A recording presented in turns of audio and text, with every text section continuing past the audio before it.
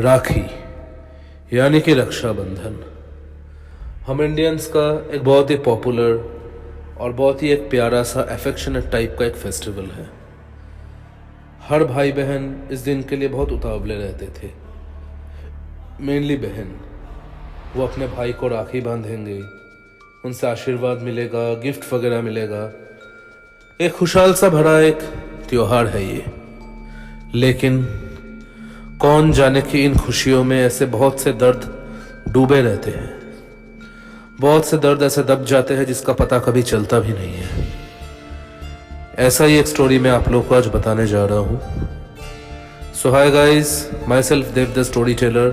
So I welcome you once again to my channel The Sack of Tales, and today I am going to post my first Hindi story. So ये story है दिल्ली के second year में पढ़ने वाले तुषार की। तुषार दिल्ली के बाहर के एक यूनिवर्सिटी में अपने डिग्री कोर्स की पढ़ाई कर रहा था। पिछले साल वो रक्षाबंधन में अपने घर नहीं जा पाया, तो इस साल किसी भी तरह उसने माइंड सेटअप किया कि अब इस साल मेरे को घर जाना ही है, नहीं तो बहन मेरे को ऊपर बहुत गुस्सा करेगी। सो ऐसा सोचते ही तुषार ने अपना टिकट कंफर्म करवाया और निकल पड़ा अपने घर के लिए। हाँ माँ, हाँ मैं अभी स्टेशन में ही बैठा हूँ। हाँ मैं शाम तक तो लौट ही आऊँगा, शाम तक आ जाऊँगा। हाँ बिल्कुल, मिस यू मॉम। हाँ, और पिंकी कैसी है? उसको बताना मत, उसके लिए एक बहुत अच्छा सरप्राइज मैंने रेडी रखा है। डोंट से एक बहुत अच्छा सरप्राइज है उसके लिए। ठीक है बेटा, अभी तो मैं ऐसे कुछ नहीं बताऊंगी, लेकिन तू अपना ख्याल रखना और सही सलामत घर आना, ठीक है? हाँ माँ बिल्कुल, ओके।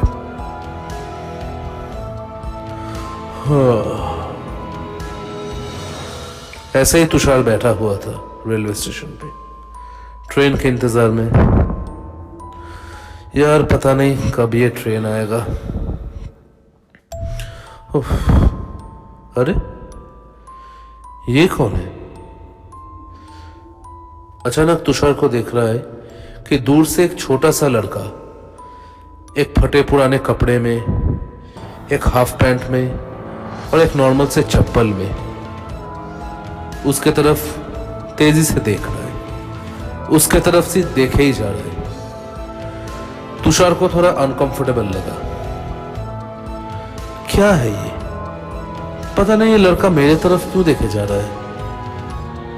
तुषार वैसे समझ तो नहीं पा रहा था क्या प्रॉब्लम है। तुषार ने अपना मुंह घुमा लिया और अपने फोन के ऊपर बिजी हो गया। लेकिन तब भी वो देखा कि वो लड़का उसके तरफ देखे ही जा रहा है। देखते देखते तुषार का ट्रेन आ गया। ट्रेन में चल गया और ट्रेन भी चलने लगा। ऐसे बहुत से एक्टिविटीज में तुषार ने अपने आप को बिजी रख लिया और धीरे धीरे उस लड़के के बात दिमाग से निकाल दिया। लेकिन ऐसा कहते हैं ना, कुछ चीज चाहकर भी हम भूल नहीं सकते, तो कुछ चीजों से चाहकर भी हम उसका पीछा छुड़ा नहीं सकते। ऐसे ही जब तुषार दिल्ली में आया, फिर से उस लड़के को देखा। वो उसी पोजीशन में स्टेशन में उसकी तरफ देखे जा रहा था और मानो इस बार वो थोड़ा पास से उसको देख रहा था। वो उस लड़के के थोड़ा करीब गया। हे, तुम कौन हो बच्चे? और तुम मेरे को ऐसे क्यों देख रहे हो? उस लड़के ने कोई जवाब नहीं दिया, बस उसकी तरफ देखे ही जा रहा था। उसकी आंखों में जैसे बहुत से सवाल हैं। उसके होठों में जैसे बहुत कुछ वो बोलना चाहता है लेकिन बोल नहीं पा रहा है। तुषार को यह महसूस हो रहा था। अचानक एक औरत उसको धकेलते हुए कहती, ओ भाई साहब, आप किससे बातें कर रहे हैं? अरे देखिए ना आंटी जी, ये बच्चा सामने खड़ा पता नहीं मेरे को देख रहा था। ये जब मैं आ रहा था स्टेशन से तब भी ये मेरे को देख रहा था ऐसे। पता नहीं ये शायद ट्रेन में ही आया है, पता नहीं, पर यहां तो कोई भी बच्चा नहीं है। क्या बात करें, आपको सामने ये अरे वो बच्चा कहाँ गया? अरे ये क्या? अचानक से एकदम रफू चक्कर हो गए, गायब हो गया, कहाँ गया ये? पता नहीं भाई, कोई चोर बोर भी हो सकता है। चलो यार जाने दो, मेरे को तो घर जाना है। ऐसे ही चलते चलते स्टेशन से बाहर आया तुषार। ऑटो को बुलाते हुए बोला कि भैया लक्ष्मी नगर चलोगे? हाँ चलेंगे। बैठा ऑटो में। बहुत खुश था तुषार कि इतने दिनों बाद अपने घर लौट रहा है। बहन का मुंह उसके तरफ आ रहा था। बहन की खुशी से भरे चेहरे को वो बहुत अच्छे से याद कर रहा था। अपने पार्ट टाइम जॉब से कमाए हुए पैसों में बहन के लिए एक अच्छा मोबाइल खरीदा है उसने। तुषार वहां पे पढ़ाई करते करते एक छोटा पार्ट टाइम जॉब भी कर रहा था, तो उसी में से पैसे जोड़कर थोड़ा एक अच्छा मोबाइल खरीदा। वो वेट कर रहा था कब वो घर जाए और उस मोबाइल को अपने बहन को दे। यही तो खुशी है एक राखी का। ऐसे ही चल रहा था, लेकिन उस लड़के का शक्ल तुषार भुला नहीं पा रहा। पता नहीं क्या है, क्या है उस लड़के में। एक छोटे से बच्चे में उसके तरफ वो क्यों देखे जा रहा था, पता नहीं। ऐसे तुषार लक्ष्मी नगर पहुंचा और धीरे धीरे अपने घर की तरफ जाने लगा। लेकिन अचानक उसको लगने लगा कि शायद कोई उसका पीछा कर रहा है। उसे महसूस हो रहा है कि नहीं, कोई पीछा कर रहा है मेरा। पीछे मुड़ा तो देखा कोई नहीं है। सोचा कि यह वहम होगा। ठीक है, फिर आगे बढ़ने लगा, लेकिन फिर लगा कि कोई पीछा कर रहा है। क्या हो रहा है मेरे साथ? क्यों मुझे लग रहा है कि कोई मेरा पीछा कर रहा है? ठीक है, मुझे घर पहुंचना है अभी। घर के बेल बजाते ही माँ, उसके बहन, उसके पिताजी सब आ गए नीचे। उसकी माँ ने तो उसे अपने आहोश में ले लिया और उसको बहुत अच्छे से प्यार करने लगी। बेटा, कितना दुबला हो गया रे तू, खाना वाना खा रहा है नहीं ठीक से? और तूने तो एक पार्ट टाइम जॉब लिया, कहाँ था तेरा? पढ़ाई ठीक से चल रहा है ना काम के बाद? हाँ मॉम, पढ़ाई ठीक से चल रहा है मेरा। अच्छा है बेटा, अच्छा है। इतने छोटे से एज में तुमने जिम्मेदारियां सीख लिया, अच्छी बात है। Yes dad. हे पिंकी, कैसी है तू? भैया, भैया मैं आपका ही वेट कर रही थी। आप जल्दी घर आओ भैया, आप जल्दी अंदर आओ, बहुत बातें करनी है आपके साथ। हाँ मेरी छोटी बहना, चल।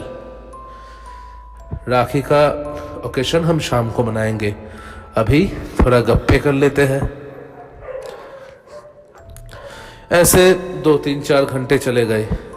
फैमिली के साथ टाइम बिताया, बहन के साथ बातें किया, अपने मोहल्ले के कुछ दोस्तों से भी मिला। लेकिन तुषार को तब भी लग रहा था कि जैसे कोई उसके ऊपर नजर फिरा रहा है, कोई उसकी तरफ नजर देकर रखा है। क्यों तुषार को ऐसा लग रहा था बार बार, पता नहीं। लेकिन एक अजीब सी तन्हाई, एक अजीब सी बेचैनी जैसे तुषार को खाए जा रहा था कि कोई उसके आसपास है।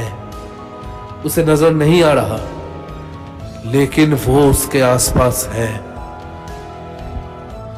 इसी तरह शाम हुआ। तुषार की बहन पिंकी ने उसको राखी बांधी और तुषार ने अपना मोबाइल जो उसके लिए गिफ्ट लाई था उसको बहन को दिया। बहन तो बहुत खुशी से झूम उठी उस नए फोन को देखकर।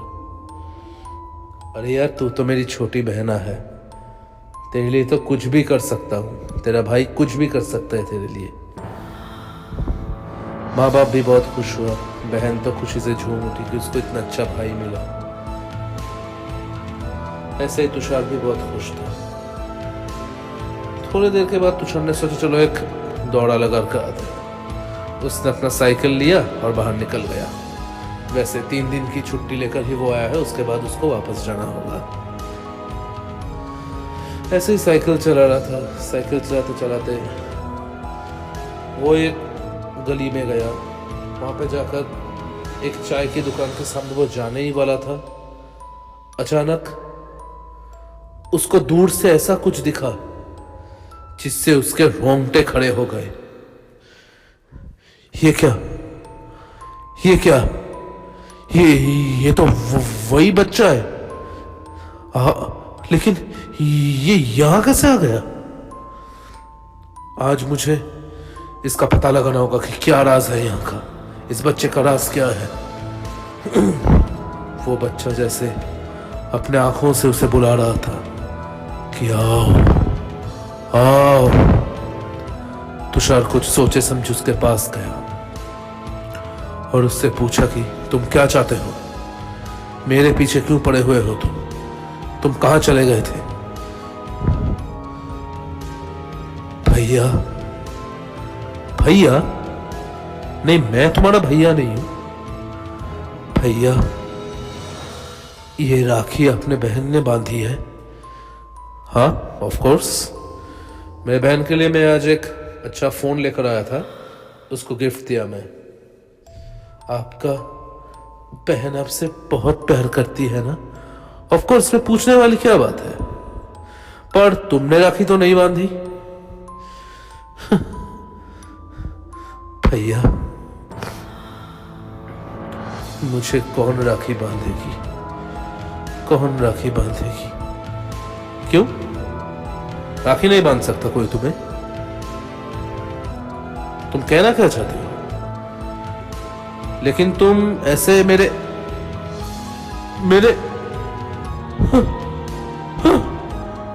नहीं, नहीं, नहीं। मानो कि तुषार का खून पूरा ठंडा होने लगा था। तुषार का शरीर एक जगह पे जम गया। लेकिन क्यों? तुषार ने नीचे देखा कि उस बच्चे के पैर उल्टे तरफ है। उसके पैर एक नॉर्मल इंसान जैसे नहीं है, उल्टे तरफ है उसके पैर। और अचानक जब उसके आंखों में देखा तो उसका आंख नहीं था, उसका शरीर गल रहा था और उसके आंखों में लाल अंगारे थे और जैसे वो चीख कर बोलना चाहता हो, क्या हम गरीबों के लिए रक्षाबंधन नहीं है? क्या हमें अधिकार नहीं कि हम अपने भाइयों को रक्षा बंधन में राखी बांधे? क्या मेरी बहन को यह अधिकार नहीं था? भैया, मैं डरते हुए सहमते हुए पूछा कि कौन हो तुम? मुझसे क्या चाहते हो? क्या चाहते हो तुम मुझसे? मेरा नाम बिट्टू है। आज से 10 साल पुराना बात है ये। मैं दिल्ली के एक बस्ती में रहता था। हमारा एक छोटा सा घर था। मैं, मेरी छोटी बहन और मेरी आई। मेरा पिता नहीं रहने के कारण मैं ज्यादा पढ़ाई नहीं कर पाया। अपनी बहन को अच्छा शिक्षा देने के लिए मैं भी आई के साथ दिन रात मजदूरी करने लगा और धीरे धीरे थोड़ा थोड़ा पैसा जुगाड़ करके एक छोटा सा मकान खरीदा उसी बस्ती में। अचानक एक दिन एक बहुत बड़े अमीर बिल्डिंग बनाने वाले कॉन्ट्रैक्टर वहां पे आए और सबको ये बोला कि उनको ये बस्ती खाली करनी होगी क्योंकि वो यहाँ पे एक शॉपिंग कॉम्प्लेक्स बनाएंगे। हम राजी नहीं हुए। बाकी सब राजी हो गए थे सिर्फ चंद पैसों के लिए, लेकिन मैं, मेरी बहन और मेरी माँ राजी नहीं हुए क्योंकि ये मकान हमने अपने मेहनत के पैसे से खरीदा था। हम क्यों दे उसको? लेकिन कहते हैं ना, गरीब का नसीब कुछ नहीं हो सकता। ऐसे ही 10 साल पहले एक रक्षाबंधन के टाइम पे जो हुआ था उसके बाद से आज भी मेरी आत्मा भटक रही है। मेरी माँ, मेरी बहन का आत्मा आज भी भटक रही है, क्योंकि हम पे इंसाफ नहीं हुआ था, हमारे साथ इंसाफ नहीं हुआ। क्या हुआ था तुम्हारे साथ? तुम मुझे बोल सकते हो?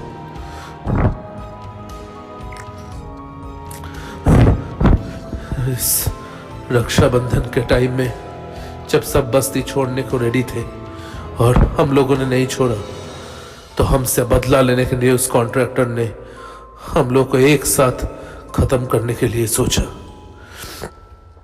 जब मेरी छोटी बहन रोड के उस पार की एक दुकान से राखी खरीदने जाने वाली थी मेरे लिए, कि वो अपने भाई को पहनाएगी जब वो काम से लौटेगा, तो उसी वक्त एक गाड़ी ने आकर मेरे छोटी बहन को टक्कर मारकर चले गए। मेरी छोटी बहन उस गाड़ी के टक्कर से रास्ते के किनारे में जाकर पड़ी। तभी भी वो जिंदा थी, उसकी सांसें चल रही थी, उसको बचाया जा सकता था, लेकिन किसी भी इंसान ने उसकी मदद नहीं की, किसी भी इंसान ने थोड़ा पानी तक नहीं दिया। मरने को छोड़ दिया गया मेरी बहन को। उसके हाथ में वो राखी थी। फिर पता चला कि वो उसी लालची और मनहूस कॉन्ट्रैक्टर का काम है। जब हम पुलिस के पास, मैं और मेरी माँ कंप्लेन करने जाने वाले थे, तब अचानक उनके गुंडे हमारे घर आ गए। हम लोग को घर में बंद कर दिया और हमारे मकान को आग लगा दिया। निकल नहीं पाए, दम तोड़ दिए। मेरी और मेरी माँ ने चलाकर मारा गया हमको। आंखों से आंसू टपक रहे थे मेरे। हम इंसान हैं, हम इंसान तो हैवानों से भी ऊपर है। अब तुम सब इंसान वैसे हो, तुम सब एक हो।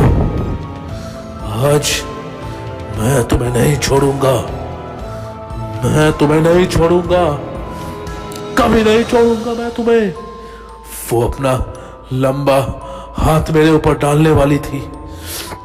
उस बच्चे का लंबा खूंखार हाथ मेरे गले को पकड़ लिया। मुझे छोड़ दो, देखो मुझे छोड़ दो। देखो, अगर हर इंसान एक जैसा नहीं होता, मुंह बंद रखो। तुम सब इंसान मतलबी हो, मतलब के लिए दूसरों का यूज करते हो। क्यों? हम गरीबों को जीने का हक नहीं है? रक्षाबंधन सिर्फ तुम लोगों के लिए है? नहीं, मैं समझता हूं, मैं समझता हूं। मुझे छोड़ दो, मैं तुम्हें इंसाफ दिलाऊंगा, मैं तुम्हें इंसाफ दिलाऊंगा। मुझे छोड़ दो, मुझे छोड़ दो। देखा मैं, धीरे धीरे वो हाथ अब नीचे आ रहे हैं। जलते हुए उसके आंखों के अंगार अब कम हो गए। उसने एक धीमे कंठ सुर में बोला कि क्या तुम सच में हमें इंसाफ दिलाना चाहते हो? क्या तुम सच में हम लोग को इंसाफ दिलाना चाहते हो? हाँ, मैं तुम्हें इंसाफ दिलाना चाहता हूं। मैं तुम्हें इंसाफ दिलाना चाहता हूं। मैं एक लॉ का स्टूडेंट हूं। मैं उनको जरूर सबक सिखाऊंगा, उन कॉन्ट्रैक्टर्स को। नहीं, मुझे उन कॉन्ट्रैक्टर से कुछ नहीं चाहिए। वो खराब हो सकता है, लेकिन उसके भी बीवी है, बच्चे हैं। हमारा क्या है?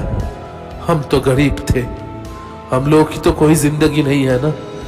लेकिन मैं जानता हूं कि एक पिता को खोने का दर्द क्या होता है। तुमको मुझसे एक वादा करना होगा। बोलो तुषार, क्या तुम ये वादा करोगे? बताओ बताओ बिट्टू, तुम जो बोलोगे मैं करने के लिए तैयार हूं। कसम खाओ तुषार कि तुम अपनी बहन की हमेशा रक्षा करोगे, किसी भी कीमत के लिए अपने बहन से या अपने परिवार से कभी धोखा नहीं दोगे। तुम हमेशा अपने बहन को खुश रखोगे, उसके आंखों में कभी आंसू नहीं लाने दोगे। मेरी आंख भर आई, एक छोटा सा 15 साल का बच्चा मेरे से ऐसे बातें कर रहा है। जिंदगी क्या है, जिंदगी के हर मोड़ क्या है, इस छोटे से बच्चे की आत्मा ने मुझे आज सिखा दिया। मैंने कसम खाया, मेरी बहन के राखी की तरफ देखकर मैंने कसम खाया कि मैं कभी अपने बहन को धोखा नहीं दूंगा, हमेशा उसका ख्याल रखूंगा, उसके पलकों में मैं आंसू कभी नहीं लाने दूंगा। और एक बात तुषार, मैं जिस बस्ती पे रहता था वहां पे जो हमारा टूटा हुआ मकान है, उस जले हुए मकान में मेरी बहन का कंकाल है पड़ा हुआ। उस कंकाल को तुम्हें जलाना पड़ेगा और उसका अंतिम संस्कार करना पड़ेगा। और ये राखी ले लो। ये राखी मेरी बहन मुझे बांधने वाली थी, मेरा शरीर भी वहां तुमको मिलेगा। इस राखी को और हम दोनों के कंकालों को एक साथ जला देना तो हम लोगों को मुक्ति मिल जाएगा। मैं जरूर करूंगा बिट्टू, ये तुम्हारे बड़े भाई का वादा है। देखते ही देखते बिट्टू का शरीर, ये भयानक आत्मा मेरे आंखों के सामने से बोझल हो गया। अगले दिन पता करके मैंने उस जले हुए मकान तक मैं पहुंचा और किसी भी तरह उस राखी को उन 2 छोटे बच्चों के कंकालों के साथ उनका अंतिम संस्कार किया। ऊपर की तरफ देख रहा था आकाश में, शायद बिट्टू और उसका बहन आज उनको मुक्ति मिल गया।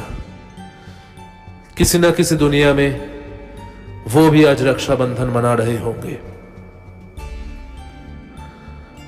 जैसे हम आज रक्षाबंधन मना रहे हैं। दोस्तों, त्योहारों का, ओकेशंस का, फेस्टिवल्स का कोई जात नहीं होता। ये सब के लिए जायज है, चाहे वो गरीब हो चाहे वो अमीर हो। सबका हक है कि वो त्योहारों को पालन करे।